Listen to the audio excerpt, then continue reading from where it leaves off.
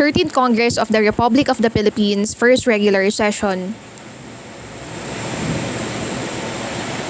Introduced by Senator S.R. Osmena III. Explanatory note.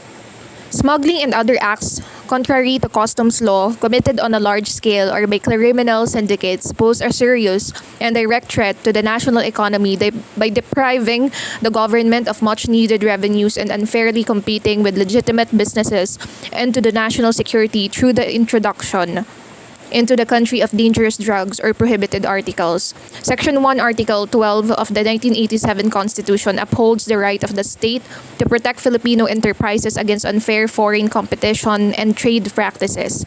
Despite this constitutional mandate, the government has been unable to curb technical and outright smuggling, leading to an estimated loss in government tax revenues of at least 84 billion pesos last year, thereby largely contributing to the widening public sector budget deficit confronting our country today.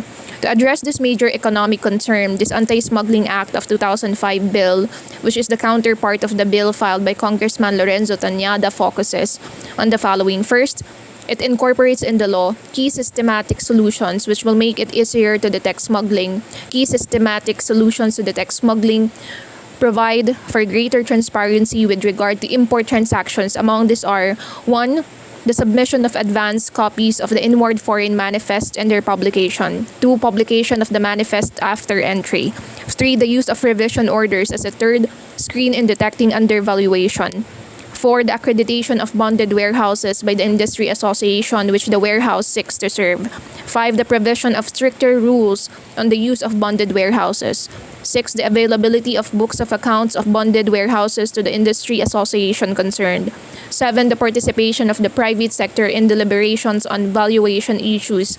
And 8. The authorization of the industry concerned to finance the Bureau of Customs' purchase of undervalued articles. Second, violation of the law is slapped with stiffer penalties. Fines for outright smuggling are increased from the current maximum of 10,000 pesos to a maximum of 2 million pesos, while the current maximum prison term of 12 years is increased to reclusion perpetua. The fines are based on the appraised value, including duties and taxes, of the article imported. For technical smuggling, fines are increased from the current maximum of 10,000 pesos to 2 million pesos and the current maximum term from 12 years to reclusion perpetua. Fines are based on the difference between the declared value and actual value of the imported article. Finally, an anti-smuggling commission is created, armed with powers of subpoena, juris tecum, with the inclusion of concerned government agencies and representatives of the private sector to investigate and prosecute violations of this act. The strict implementation of this act will concomitantly raise revenues for government, increase the viability of domestic industries, and ensure the continued employment of millions of workers in both the industrial and agricultural sectors. As such, immediate passage of this bill is earnestly requested. Signed by Sernio M. Osmena III. 13th Congress of the Republic of the Philippines, first regular session. An act amending certain provisions of Presidential Decree No. 1464, otherwise known as the Tariff and Customs Code of the Philippines, as amended and for other purposes. Be it enacted by the House of Representatives and the Senate of the Republic of the Philippines in Congress assembled. Section 1, short title. This act shall be known and cited as the Anti-Smuggling Act of 2005. Section 2, Section 1005 of Presidential Decree No. 1464, otherwise known as the Tariff and Customs Code of the Philippines, as amended, is hereby further amended to read as follows. Section 1005, manifest required of vessel from foreign port. All of the cargo intended, a true and complete copy of the cargo manifest and bill of lading shall be sent in advance to the Bureau of Customs and the Philippine Ports Authority at least 48 hours after receipt thereof by the master of the vessel.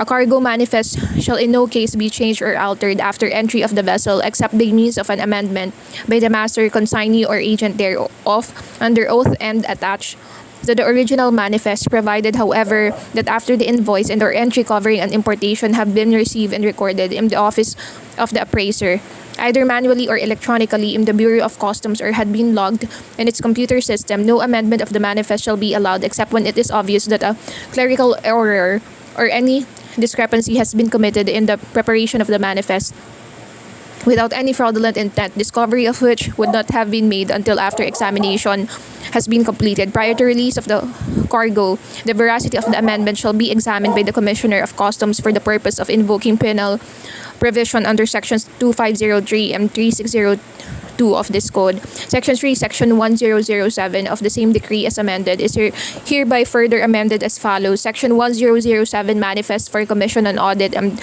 collector or papers to be deposited with consul immediately after the arrival of a vessel from a foreign port.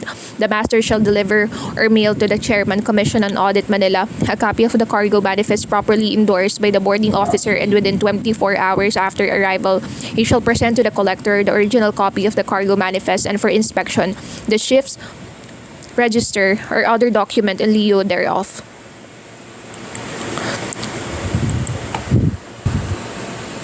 Together with the clearance and other papers granted to the vessel at the port of departure for the Philippines. Within 3 days from receipt of the cargo manifest from the master, the collector shall post copies thereof at the Customs Bulletin Board for 2 consecutive weeks. Section 4, Section 1901 of the same decree as amended is hereby further amended to read as follows. Section 1901 Establishment and Supervision of Warehouses. When the business of the port requires such facilities, the collector, subject to the approval of the commissioner, shall designate and establish maximum of 100 warehouses accredited by the industry association or industry sector effective and sought to be serviced by the bonded warehouses for use as public and private bonded warehouses, sheds, or yards off for other special purposes. All such warehouses shall be accredited by the industry association or industry sector affected or sought to be serviced. All such warehouses and premises shall be subject to the supervision of the collector, who shall impose such conditions as may be deemed necessary for the protection of the revenue and of the articles stored therein. The customs collector shall conduct spot checks and periodic audits to ensure that applicable custom laws and regulations are followed by bonded facilities. Section 5. A new section to be known as Section 1910 is hereby inserted and in Part 1, Title 5, Book 2 of the Tariff and Customs Code of the Philippines as amended, which shall read as follows. Section 1910 acts deemed as smuggling punishable under sections 3601 and 3602 of this code. The following shall be deemed as acts of smuggling which shall be punishable under sections 3601 and 3602 of this code. A. Breaking of customs seals or unauthorized removal of articles from bonded warehouses. B. Submission of incorrect or false information by the bonded warehouse. C. Warehousing of the following shipments. 1. Fibers, yarns, fabrics, and accessories for the manufacture of garments. 2. Finished articles without exception. 3. Articles not declared in the import entries or in excess of the volume and quantity allowed under the license of the customs bonded warehouse. And 4. Prohibited articles and regulated articles without the corresponding clearance and or import authority duly issued by a competent authority. The unauthorized transfers from the customs zones of warehousing articles imported by the bonded warehouse.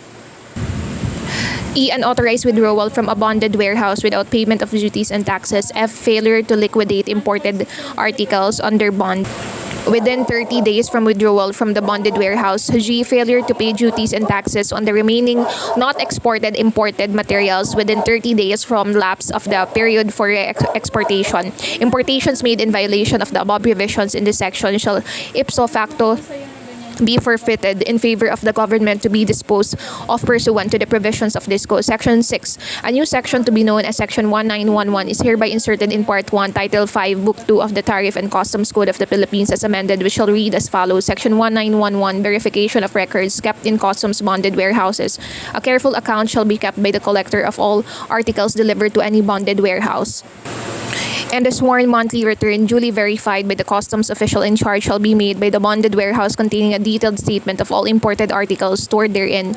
All documents, books, and records of accounts concerning the operation of any bonded warehouse shall upon demand be made available to the collector or his representative or the industry association or industry sector affected and sought to be serviced by the bonded warehouse for purposes of examination and or audit. Section 7, Section 2003 of the same decree as amended is hereby further amended to read as follows. Section 2003, Procedure for Withdrawal. Articles received into such bonded manufacturing warehouse or articles manufactured therein may be withdrawn or removed therefrom from direct shipment and for immediate exportation in bond to foreign countries under the supervision of the proper customs officer, who shall certify to such shipment and exportation or leading for immediate exportation as the case may be, describing the articles by their mark of or otherwise, the quantity, the date of exportation, and the name of the vessel or aircraft, provided further that all waste materials may be disposed destroyed under government supervision, all labor performed and services rendered under these provisions shall be under the supervision of a proper customs official and at the expense of the manufacturer.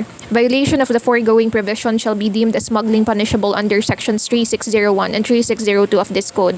The article subject of the violation shall ipso facto be forfeited in favor of the government to be disposed of pursuant to the provisions of this code. Section 8, Section 22308 of the same decree as amended is hereby further amended to read as follows. Section 2308, protest and payment upon protest in civil matters.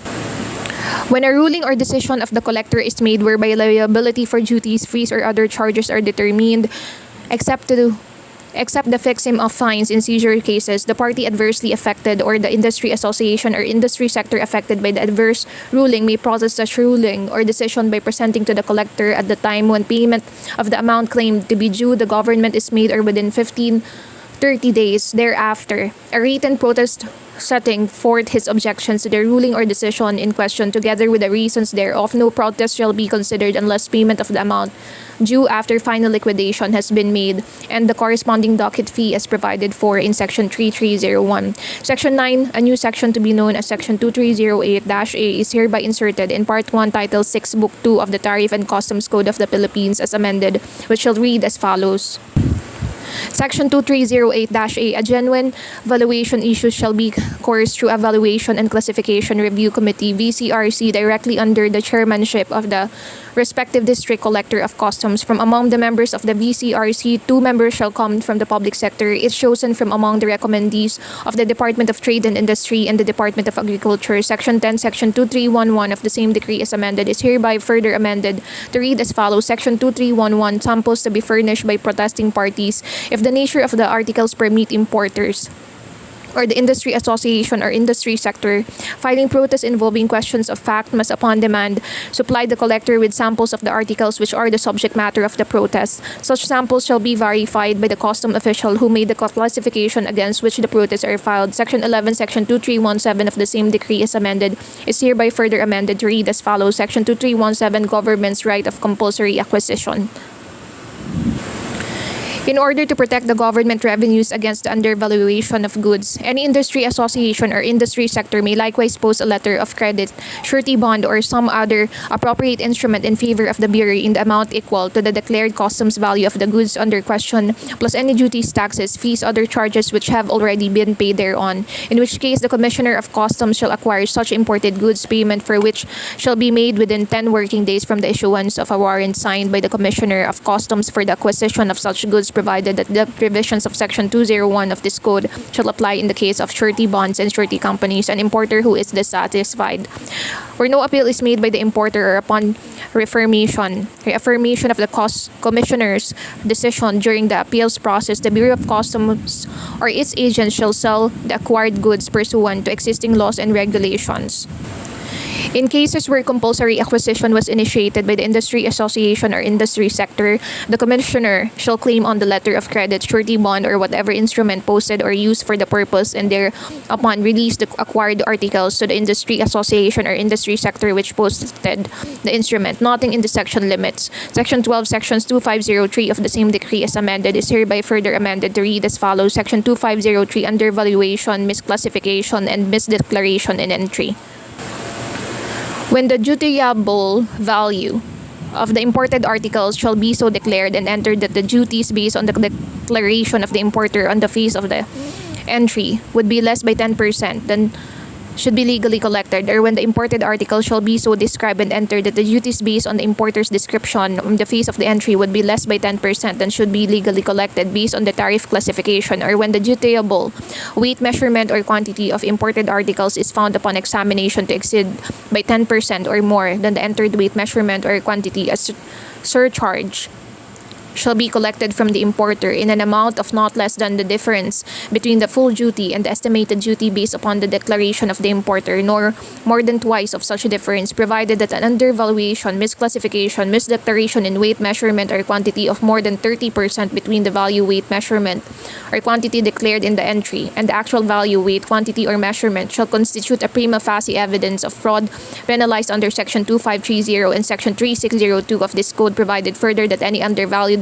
misdeclared, misclassified, or undeclared imported articles items found upon examination shall ipso facto be forfeited in favor of the government to be disposed of pursuant to the provisions of this code. Further, the license permit and the business name of the subject importer shall be deemed automatically revoked. When the undervaluation, misdescription, misclassification, or misdeclaration in the import entry is intentional, the importer shall be subject to penal provisions under Section 3602 of this code. Section 13, a new section to known as Section 2503A is hereby inserted in Part 4, Title 6, Book 2 of the Tariff and Customs Code of the Philippines as amended, which shall read as follows. Section 2503-A, non-imposition of surcharge. Exemption from the surcharge shall be allowed only in cases when the declared or entered classification is based on rulings by the Tariff Commission pursuant to subsection A of Section 1313 of this code, provided that the description of the article is found correct upon examination. And provided further that based on the result of the examination, the article is found essentially the same as that described in the ruling. Section 14, Section 3601 of the same decree as amended is hereby further amended to read as follows. Section 3601, unlawful importation. Any person who shall fraudulently import or bring into the Philippines or assist in so doing any article contrary to law or shall receive, conceal, buy, sell, or in any manner facilitate the transportation, concealment, or sale of such article after importation, knowing the same to have been imported contrary to law, shall be guilty of smuggling and shall be punished with 1. A fine of not less than 5,300,000 pesos nor more than 500,000 pesos and or imprisonment of not less than 5 days nor more than 20 days, prison correctional, and the appraised value to be determined in the manner prescribed under this code, including duties and taxes of the article unlawfully imported, does not exceed 100,025 pesos. 2. A fine of not less than 800,000 pesos nor more than 500,000 pesos and or imprisonment of prison mayor if the appraised value to be determined in the manner prescribed under this code, including duties and taxes of the article unlawfully imported, exceeds 100,025 pesos but does not exceed 1,050,000 pesos.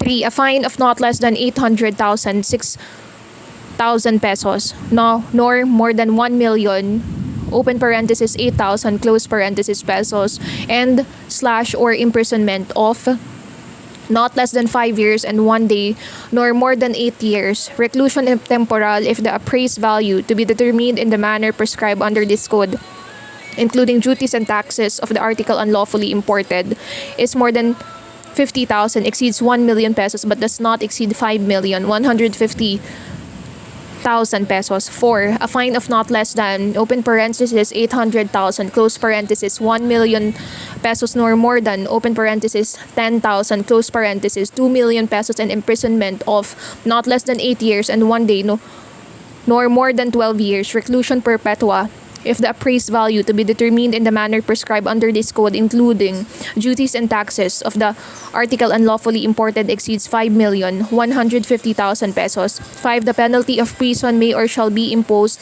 when the crime of serious physical injury shall have been committed, and the penalty of reclusion perpetua to death shall be imposed when the crime of homicide shall have been committed by reason or on the occasion of the unlawful importation. Section 15, Section 3602 of the same decree as amended is hereby further amended to read as follows. Section 3602, various fraudulent practices against customs revenue. Any person who makes or attempts to make entry of imported or exported article by means of any false or fraudulent invoice, declaration, affidavit, letter, paper, or by any means of any false statement, written or verbal, or by any means of any false or fraudulent practice whatsoever, or knowingly effects any entry of goods, wares, or merchandise at less than the true weight or measures thereof, or upon a false classification as to quality or value, or by the payment of drawback or refund of duties upon the exportation of merchandise, or makes or files any affidavit, abstract record, the certificate, or other document with a view to securing the payment to himself or others of any drawback, allowance, or refund of duties of the exportation of merchandise, on the exportation of merchandise greater than the legally due thereon, or who shall be guilty of any willful act of omission, shall for each offense be guilty of technical smuggling, and shall be punished in accordance with the penalties prescribed in the preceding section, punishable as follows. 1. a fine of not less than 300,000 pesos nor more than 500,000 pesos, and imprisonment of prison correctional if the difference between the value, weight, measurement, or quantity declared in the entry and the actual value, weight, quantity, or measurement of the article unlawfully imported does not exceed 100,000 pesos. 2. A fine of not less than 500,000 pesos nor more than 800,000 pesos, and imprisonment of prison mayor if the difference between the value, weight, measurement, or quantity declared in the entry and the actual value, weight, quantity, or measurement of the article unlawfully imported exceeds 100,000 pesos but does not exceed 1 million pesos. 3. A fine of not less than 800,000 pesos nor more than 1 million pesos, and imprisonment of reclusion temporal if the difference between the value, weight, measurement, or quantity declared in the entry and the actual value, weight, quantity, or measurement of the article unlawfully imported exceeds 1 million pesos but does not exceed 5 million pesos. 4. A fine of not less than 1 million pesos nor more than 2 million pesos, and imprisonment of reclusion perpetua if the difference between the value, weight, measurement, or quantity declared in the entry and actual value, weight, quantity, or measurement of the article unlawfully imported exceeds 5 million pesos. In applying the above scale of penalties, if the offender is an alien, he shall be deported after serving the sentence without further proceeding for deportation. If the offender is a government official or employee, the penalty next higher in degree shall be imposed in addition to the penalty of perpetual disqualification from public office to vote and to participate in any public election. Section 16. Section 201 of Title 2, Part 1 of the same decree is amended as hereby further amended to read as follows. If in the course of determining the dutiable value of imported goods, it becomes necessary to delay the final determination of such dutiable value, the importer shall nevertheless be able to secure the release of the imported goods upon the filing of a sufficient guarantee in the form of a surety bond, a deposit, cash, or some other appropriate instrument, in an amount equivalent to the imposable duties and taxes on the imported goods in question, conditioned upon the payment of customs duties and taxes for which the imported goods in question, conditioned upon the payment of customs duties and taxes for which the imported goods may be liable, provided, however, that goods the importation of which is prohibited by law shall not be released under any circumstance whatsoever. Nothing in this section shall be construed as restricting or calling into question the right of the collector of customs to satisfy himself as to the truth or accuracy of any statement, document, or declaration presented for customs valuation purpose. When a declaration has been presented and where the customs administration has reason to doubt the accuracy of the particulars or of documents produced in support of this declaration, the customs administration may ask the importer to further explanation, including documents or other evidence that the declared value represents the total amount actually paid or payable for the imported goods, adjusted in accordance with the provisions of subsection A hereof. Reference information obtained from provision order shall be used to test the truthfulness and accuracy of a given value. Declaration. A value declaration which falls outside of the value range of revision orders shall trigger a valuation query on the applicability of the method of valuation used by the importer, in which case the valuation issue shall be decided on the appropriate method of valuation prescribed under Section 201 of this Act. Section 17. A new section to be known as Section 713 is hereby inserted in Part 1, Title 1, Book 2 of the Tariff and Customs Code of the Philippines as amended, which shall read as follows. There is hereby created the Office of the Anti-Smuggling Presidential Advisor under the Office of the President. Its principal mission is to provide advice and recommendation to the President on matters relating to acts contrary to this Act as amended, committed on a large scale or by criminal syndicates, and to ensure that there is a national campaign against smuggling wherein all involved law enforcement and counteraction agencies are operating as part of an integrated and coordinated proactive effort based on guidelines issued by the President. The Presidential Advisor shall formulate policies, develop strategies, and execute programs of action for a consolidated effort to preempt, prevent, and suppress smuggling, arrest smugglers and their accessories, and cause their speedy prosecution. A. Acts contrary to this Act as amended shall be deemed to be committed on a large scale when these acts involve the importation of goods or contraband with a determinable value of at least 5 million pesos. And B. Acts contrary to this Act as amended shall be deemed to be committed by a syndicate when carried out by a group of 3 or more persons conspiring and or confederating with one another in carrying out these unlawful acts. Section 18, Rules and Regulations. The Secretary of Finance shall, upon the recommendation of the Commissioner of Customs, promulgate the necessary rules and regulations for the effective implementation of this Act. Section 19, Repealing Clause. All laws, decrees, executive orders, rules and regulations, and other issuances or parts thereof which are inconsistent with this Act are hereby repealed or modified accordingly. Section 20, Effectivity. This Act shall take effect 15 days after this publication in the Official Gazette or in any two newspapers of general circulation, whichever date comes earlier.